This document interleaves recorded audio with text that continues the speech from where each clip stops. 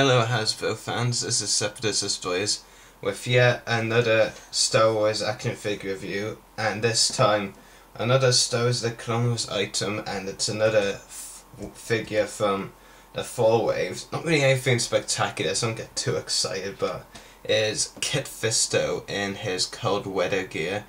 The second of only two figures released from the comics so far. Percy. I'm hoping that they're the only two, because while these two comic figures were cool ideas, they were interesting, but they are probably took the place of a couple of characters we would much rather have seen as figures. I mean, I just don't really like it when I think of it that way. When I take a look at the packaging, you get a nice image of Kit Fisto up there. Down here, he is Clone Wars 60. And that's it for the front side. Back of the packaging. Now what's interesting is they didn't actually Photoshop the image of this image here. They didn't Photoshop it. They just took it out straight from the comic. I know this figure is based on a comic, but considering they Photoshopped the character card, which I'll show you shortly, you kind of think they would, you know, Photoshop an image of there as well. The feature of this set includes cold weather gear, which we'll also get to. And on the back packaging it says, Kit Fisto fights to free the snow-covered world of Corm from Separatist control and regain access to a valuable resource. Fisto and fellow Jedi Plo Koon fight the battle droid army and a native warlord in league with the Separatists. Fisto wears crampons to move easy over ice and goggles to protect his eyes from blowing snow. And lastly, before I go into the figure, there are other figures shown from this wave. Sicey Tin, who we've already reviewed. The Stealth Ops Clone Trooper. We haven't got him yet. I do plan to. Not one of my immediate figure wants from the Clone Wars line, but would be a nice figure to have. Serapos is also there. Very interesting getting him. Have been able to do so far, and Captain Rex Jetpack, who we've also already reviewed. Anyway, that's it for the packaging. Packings included one of the ever useless dice, the stand, and another useless item that I really couldn't care less about, the character card. So, yeah. And like I said, the image is photoshopped there from Trespass. Onto the figure. It's not a bad figure, I have to say. It is a decent figure, but same could really be said for Plo Koon and Cold Weather Gear as well. I mean, I consider them both decent figures, but not standouts or ones I could care about. And it just won't be bothered if they didn't make these. I mean, think about all the figures that we could have gotten instead of Plo Koon and Kit Fisto. I mean, Night Sister, Asajj Ventress, the Son from Mortis, O.C. Sobek, the list goes on really, and it kind of frustrates me.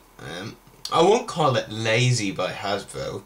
Lazy would be the stupid knees on Plo Koon, but you know, it just kind of feels silly to me.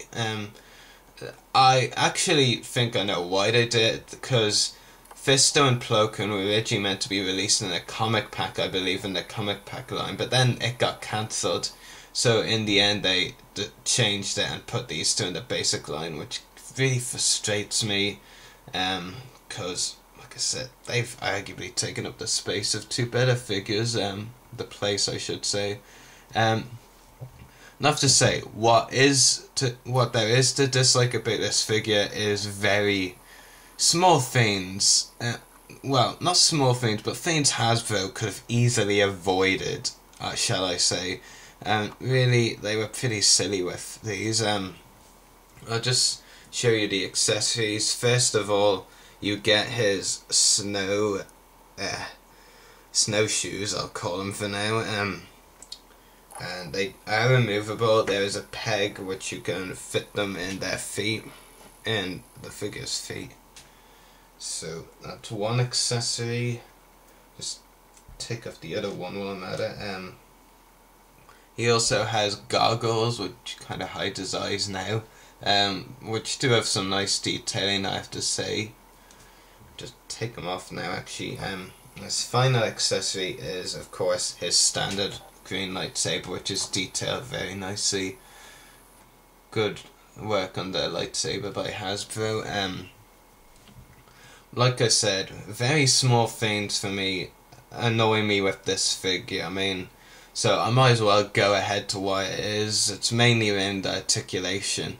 It's fairly well articulated, really. It's just missing the ankles, but there is a few issues I have with it. While the face is amazingly detailed, very Kit Fisto-like, especially in the expression, I have an issue with it. So just pop the head off. Very crude, I know, but you know, on the Cold Weather Plo Koon figure, you know, this thing around the Plo Koon figure's head was removable. It wasn't part of the figure's head.